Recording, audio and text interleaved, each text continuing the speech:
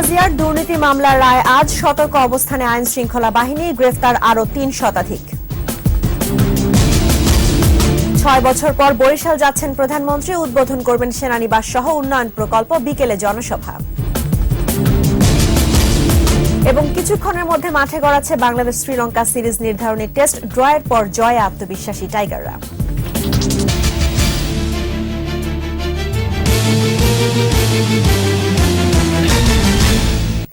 শুনছিলেন first security ইসলামী bank limited সংবাদ শিরোনাম। আমন্ত্রণ জানাচ্ছি সকাল ৯টার ২১ সংবাদে। সঙ্গে আছি রাহনুমা রাহি।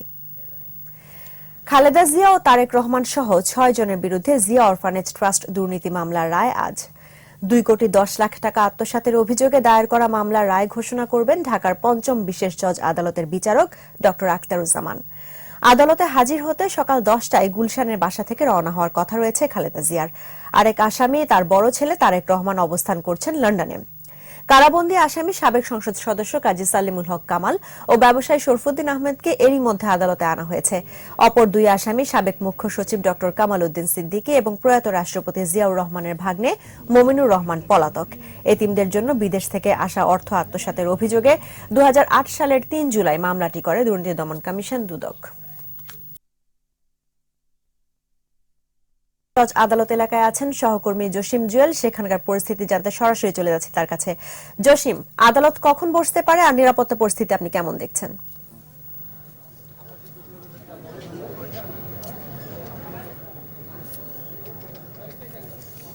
জসিম, আপনি কি আছেন আমাদের সাথে? ধন্যবাদ।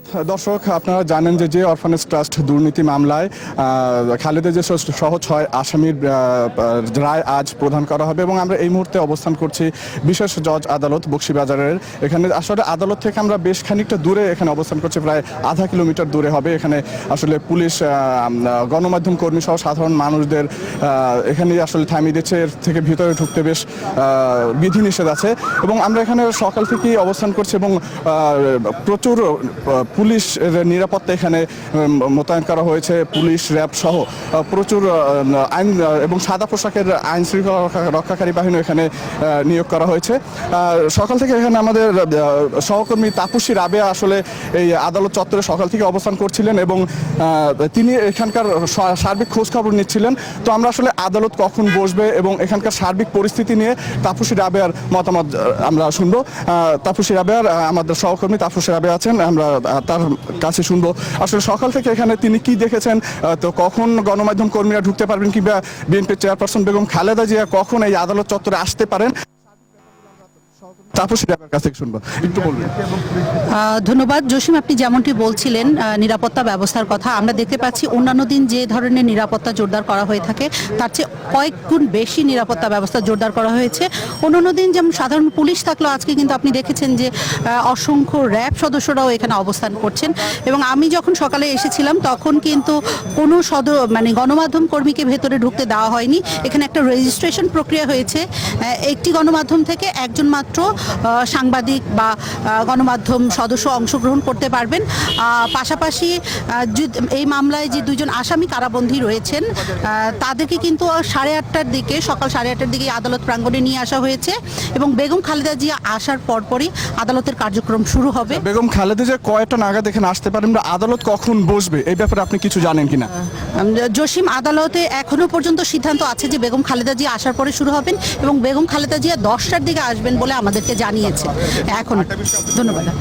যেমনটি বলছিলেন সহকর্মী যে বিএনপি চেয়ারপারসন বেগম খালেদা জিয়া 10টা থেকে 11টার মধ্যে আদালতে আসার কথা রয়েছে এবং 10টা থেকে 10:30টার মধ্যে আদালত বসার কথা রয়েছে এবং এখন আমরা দেখতে পাচ্ছি যে একটা রেজিস্ট্রেশন প্রক্রিয়ার মাধ্যমে গণমাধ্যম কর্মীদের সীমিত আকারে ঢুকতে দিচ্ছে এবং আমরা যতদূর জানতে পেরেছি সেক্ষেত্রে হয়তো বা আদালত চত্বরের ভেতরে ক্যামেরা সম্ভবত অ্যালাউ করা হবে না। শুধু একজন মিডিয়া থেকে একজন ব্যক্তি আদালতে ঢুকতে পারবে এবং তারা সম্ভবত সেখানে মোবাইল ডিভাইসও ইউজ করতে পারবে না। তো এই ছিল মোটামুটি এখানকার সার্বিক পরিস্থিতি। পরবর্তীতে আরও কোনো নতুন তথ্য থাকলে আমরা আপনাদের জানিয়ে দিব। জসিম জুয়েল এবং তাপসী রাবে আপনাদেরকে ধন্যবাদ। দর্শক, আমাদের সহকর্মীরা পুরান ঢাকার বকশী বাজারে আলিয়া মাদ্রাসা মাঠে অবস্থিত যে অস্থায়ী আদালত আছে সেখান থেকে জানাচ্ছেন সেখানকার পরিস্থিতি। তারা বলেছেন যে আদালত সকাল 10টা থেকে 11টার মধ্যে যে কোনো সময় বসতে পারে এবং খালেদা জিয়া সেখানে উপস্থিত হওয়া মাত্রই আদালত শুরু হয়ে যাবে। আর নিরাপত্তা পরিস্থিতি বলতে আমরা যেটা আপনাদেরকে জানাতে চাই, ও সেখানে এখন নিশ্চিত নিরাপত্তা ব্যবস্থা নেওয়া হয়েছে। এদিকে জিয়া অরফানেজ ট্রাস্ট দুর্নীতি মামলার রায়কে ঘিরে সারা দেশে সর্বোচ্চ সতর্কতামূলক ব্যবস্থা নিয়েছে আইন শৃঙ্খলা বাহিনী। রাজধানী সহ বিভিন্ন জেলা র্যাব পুলিশের পাশাপাশি মোতায়েন করা হয়েছে বিজিবি। সারা দেশে নতুন করে আটক করা হয়েছে আরো 3 শতাধিক। ঝিনাইদহে বিশেষ অভিযানে চট্টগ্রামে 160, ঝিনাইদহে 80, রংপুরে 54 জনকে আটক করেছে পুলিশ। নাশকতার আশঙ্কায় বরগুনায় বিএনপির 3 জন ও গাজীপুরে 8 জনকে আটক করা হয়েছে। এছাড়াও বিভিন্ন স্থানে আরো বেশ কিছু নেতাকর্মীকে গেল রাতে আটক করা হয়।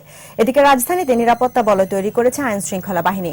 অলিতে গলিতেও চলছে টহল। আজ ভোর 4টা থেকে পরবর্তী নির্দেশ না দেওয়া পর্যন্ত সভা সমাবেশ নিষিদ্ধ করা হয়েছে।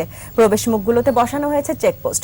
মোড়ে মোড়ে চালানো হচ্ছে তল্লাশি। ডিএমপি কমিশনার আসাদুজ্জামান মিয়া নিরাপত্তা পরিস্থিতি দেখতে গিয়ে বলেছেন, অনাকাঙ্ক্ষিত পরিস্থিতি এড়াতে সব ধরনের ব্যবস্থা নেওয়া হয়েছে।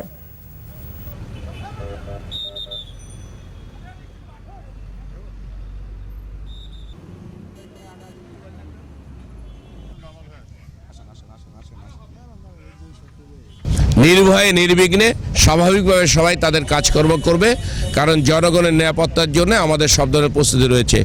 যদি কেউ জনগণের জানমালের উপরে কোনো ধরনের হুমকি সৃষ্টি করার সামান্যতম চেষ্টা করে, কঠোর হাতে সেটাকে দমন করা হবে ইনশাল্লাহ।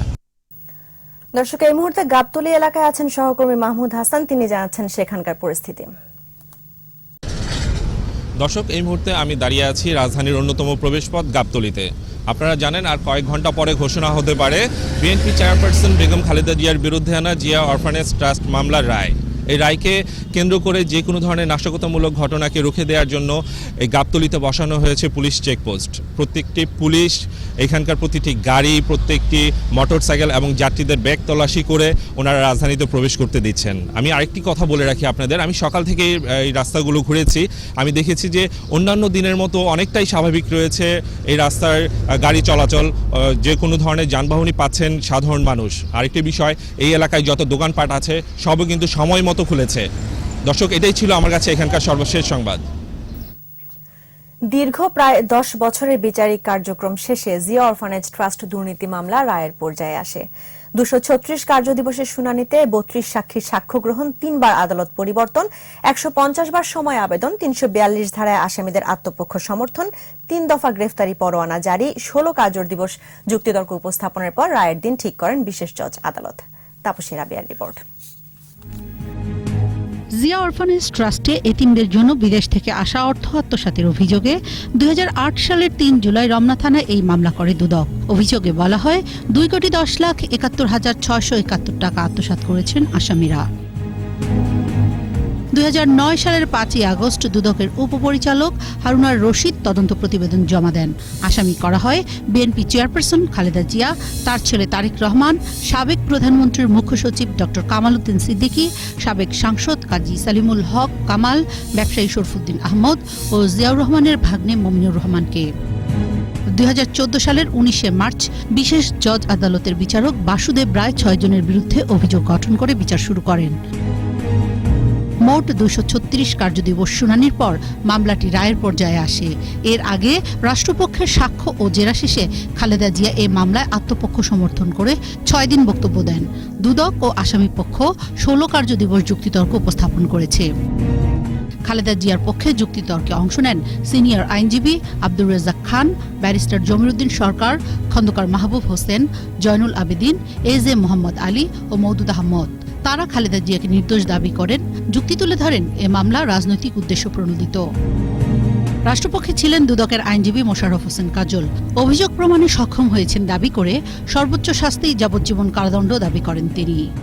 বিচার প্রক্রিয়ায় এই মামলা থেকে রেহাই পেতে খালেদা জিয়া উচ্চ আদালতে গেছেন বারবার। তার অনাস্থার কারণে সুপ্রিম কোর্টের নির্দেশে 3 বার এই মামলার বিচারক বদল হয়েছে। শেষ দিকে বিচারকের দায়িত্বে আসেন ডক্টর মোহাম্মদ আখতারুজ্জামান। শুনানিতে হাজির না হয় 3 বার তার বিরুদ্ধে গ্রেপ্তারি পরোয়ানাও জারি হয়। দুদকের অভিযোগে বলা হয়েছে ১৯৯৩ সালে ঢাকা সেনানিবাসের ৬ মইনুল রোড তৎকালীন প্রধানমন্ত্রী খালেদা জিয়ার বাসভবনের ঠিকানা ব্যবহার করে জিয়া এতিমখানা খোলা হয়। তবে ৯ বছর ক্ষমতায় থাকলেও এতিমখানা দৃশ্যমান হয়নি। তাপসী রাবেয়া, একুশে television, Dhaka. BNP chairperson Begum Khaleda জিয়ার বিরুদ্ধে দুর্নীতির মামলার রায়কে কেন্দ্র করে যুক্তরাজ্যের লন্ডনে বাংলাদেশ দূতাবাসে ভাঙচুর চালিয়েছে দলের নেতাকর্মীরা। সংবাদ মাধ্যমগুলো জানায়, স্থানীয় সময় বুধবার বিকেলে মিছিল নিয়ে দূতাবাস চত্বরে জড়ো হয় শতাধিক নেতাকর্মী। তারা দূতাবাসের দরজা জানালা ভাঙচুর করে। এই সময় ঘটনাস্থল থেকে স্বেচ্ছাসেবক দলের যুক্তরাজ্য সভাপতি নাসির আহমেদকে আটক করে লন্ডন পুলিশ। এদিকে দূতাবাস কর্তৃপক্ষ তাদের একজন কর্মচারীকে মারধরের অভিযোগ করেছেন।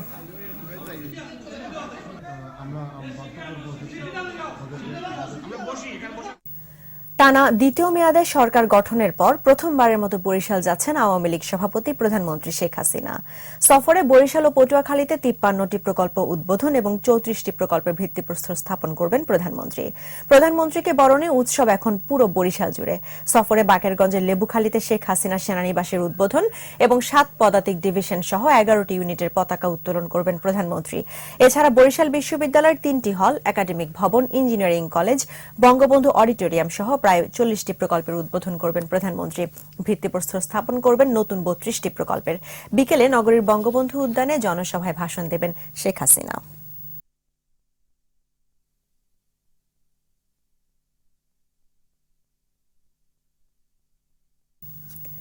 বাংলাদেশ শ্রীলঙ্কা টেস্ট সিরিজ প্রসঙ্গ।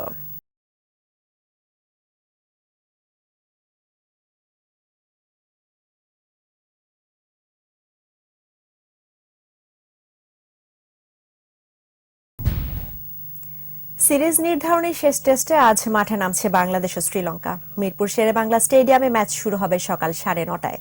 চট্টগ্রামে প্রথম টেস্ট ম্যাচ ড্র হলেও দ্বিতীয় ও শেষ টেস্টে জয় দিয়ে সিরিজ শেষ করতে চায় স্বাগতিকরা।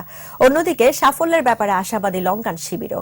আর এই ম্যাচ ড্র করতে পারলে র্যাঙ্কিংয়ে প্রথমবারের মতো ৮ নম্বরে উঠবে বাংলাদেশ।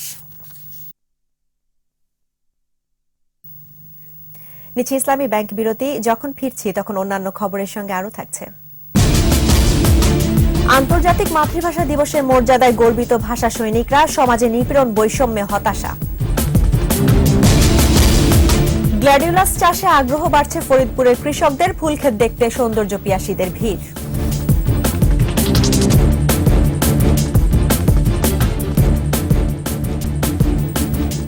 আমন্ত্রণ আরও একবার সকাল ৯টার ২১ সংবাদে। এবার আমাদের বিশেষ আয়োজন অমর ২১।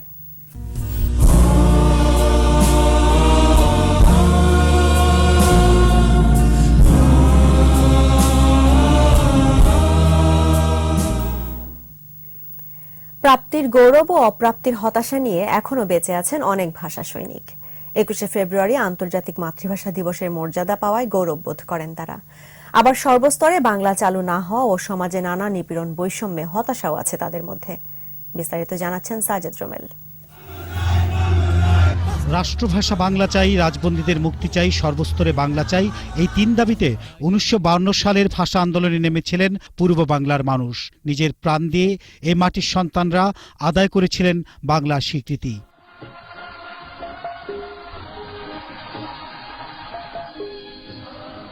ভাষা আন্দোলনের অমর শহীদদের সহযোদ্ধাদের জীবনে আর কিছু চাওয়ার নেই। আজও ফিরে যান গৌরবের সেই উত্তাল সময়ে।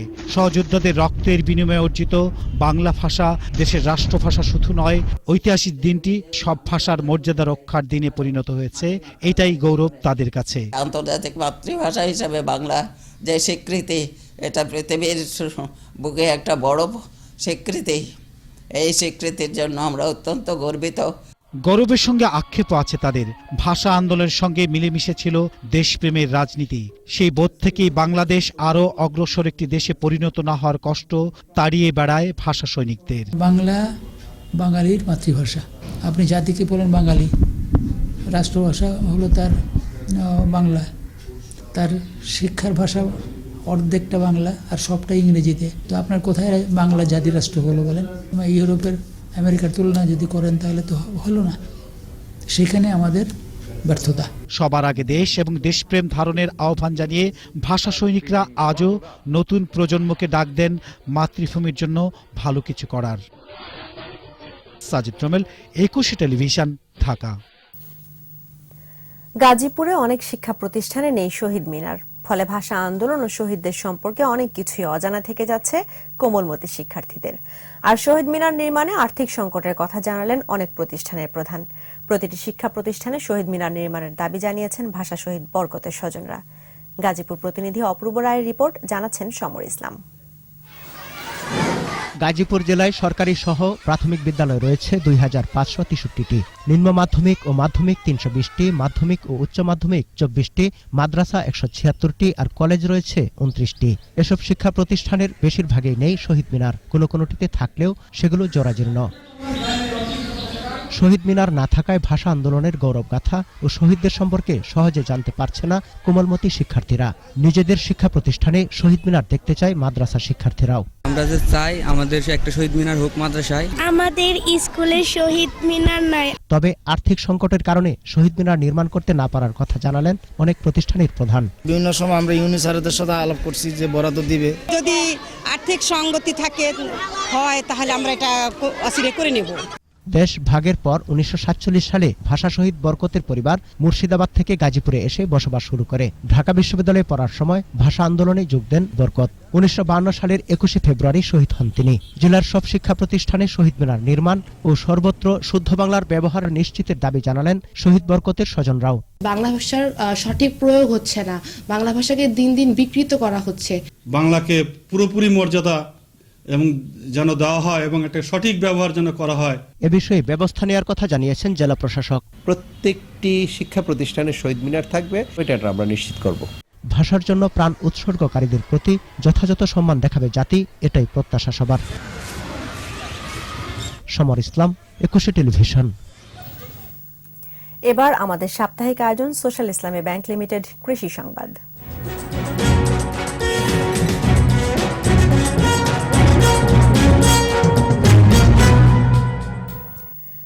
গ্ল্যাডিওলাস ফুল চাষে আগ্রহ বাড়ছে ফরিদপুরের কৃষকদের। শহরের পিয়ারপুর এলাকায় প্রথমবারের মতো গ্ল্যাডিওলাস চাষ করেছেন কৃষক মুসলিম উদ্দিন। বাড়তি আয়ের আশায় চাষ করা তার এই বিশাল ফুলক্ষেত দেখতে ভিড় জমান সৌন্দর্য পিয়াসীরা। ফরিদপুর প্রতিনিধি জাহিদ রিপনের রিপোর্ট, জানাচ্ছেন মাসুম আলিসা। জোটে যদি মোটে একটি পয়সা, খাদ্য কিনেও ক্ষুধার লাগি, দুটি যদি জোটে অর্ধেকে তার ফুল কিনে নিয়েও হে অনুরাগী। ফুল শুধু মনের খোরাকি নয়, ফুল এখন অন্য সংস্থানেরও মাধ্যম। ফরিদপুর শহরের বাইপাস সড়কের পাশে পিয়ারপুর এলাকা। কৃষক মুসলিম উদ্দিন এখানে প্রায় 2 একর বর্গা জমিতে গ্ল্যাডিওলাস চাষ করেছেন। বছরের অক্টোবর মাসে চারা রোপণ আর জানুয়ারি মাস থেকে তা বাজারে বিক্রির উপযুক্ত হয়। এখানে আমার 2 লক্ষ বীজ আছে। লেখাপড়ার পাশাপাশি ফুল চাষে বাবাকে সহযোগিতা করেন মুসলিম উদ্দিনের ছেলে। আবহাওয়া ভালো থাকলে ফুলগুলো খুব ভালো হবে, আমরা 10 লাখ টাকা বিক্রি করতে পারবো, আমাদের 4 লাখ টাকার মতো লাভ থাকবে। প্রতিদিন অনেক দর্শনার্থী গ্ল্যাডিওলাস ফুলের সৌন্দর্য উপভোগ করতে আসেন। শহরের ভিতরে একটা ফুলের বাগান আছে, এখানে দেখে খুবই ভালো লাগছে আমার। মুসলিম উদ্দিনের ফুল চাষ দেখে অনেক কৃষক উদ্বুদ্ধ হচ্ছেন। অনেকের কর্মসংস্থান হচ্ছে এই ফুলের ক্ষেতে কাজ করে। ঠিক মতন সার ওষুধ এগুলো সব দেওয়া লাগে। এই ফুল ক্ষেত থেকে সংগ্রহ করে আনে, আমি এগুলা প্রসেসিং করে এগুলা 50 টাকা করে আটি বন্ধ হয়। ফরিদপুরের মাটি এ ফুল চাষের জন্য বেশ উপযুক্ত এবং লাভজনক বলছে জেলা কৃষি বিভাগ। এই রবি সিজনে আমাদের ফরিদপুর জেলাতে গ্ল্যাডিওলাস ফুলের চাষ প্রায় 10 একরের বেশি হয়েছে। আগামী সিজনেও এটির চাষ উত্তরোত্তর বৃদ্ধি পাবে। এখানে গ্ল্যাডিওলাস চাষ দিন দিন বাড়বে এমন আশা সংশ্লিষ্টদের। মাসুম আলিসা, 21 টেলিভিশন। সময় হলো আরো একটি ইসলামী ব্যাংক বিরতির। যখন ফিরছি তখন অন্যান্য খবরের সঙ্গে আরো থাকছে। রাখাইনে রোহিঙ্গাদের ওপর সহিংসতার নতুন প্রমাণ পেয়েছে অ্যামনেস্টি। ভয় দেখিয়ে দেশ ছাড়তে বাধ্য করা হচ্ছে। বড় জয় নিয়ে কোপা দেল রে ফুটবলের ফাইনালে সেভিয়া 2-0 গোলে লেগানেসের হার।